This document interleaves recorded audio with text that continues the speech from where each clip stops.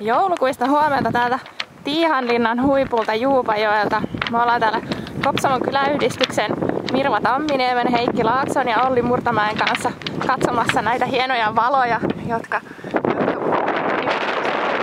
huomannutkin. Te kerroitte äsken, että itse asiassa hankalinta ei ollutkaan tuon lipputangon saaminen tänne huipulle, vaan kertokaa mikä.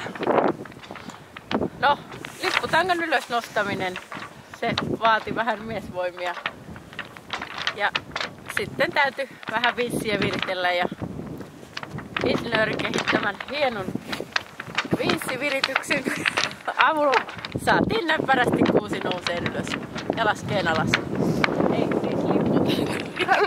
Joo, tosiaan kyllä se siis miesvoimin kertaalleen kävi ylhäällä, mutta jäi naru vähän vajaaksi jouduttiin ottaa toiseen kertaan alas. Ja sitten siinä kohtaa niin ruvettiin miettimään, että se käy huonosti, että paremmin joku vissi olla. Ja siinä sitten ylös.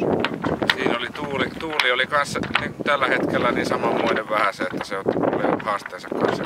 Joo, tosiaan. Tuota vastaan piti pitää tankua pystyssä ja ruuvata muttereita jalkaan. Joo, se oli se eka kerta. Sitä säikähettiin, siis se oli niin kauhea pitää pystyssä toi tanko tuulussa, että olisi kyllä melkoista.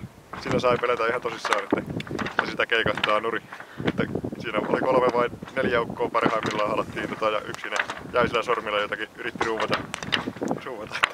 Ja välillä nälläkkää näytti sitten noille pulteille, että jengät on ollut ihan sopivasti paikallaan. Kyllä, mutta lopputulos on upea ja siihen on helppo olla tyytyväinen, eikö vaan? Kyllä täältä on tullut kiitoksia hienoista valoista. Eihän se mikään luotisuori tietenkään ole, mutta ei se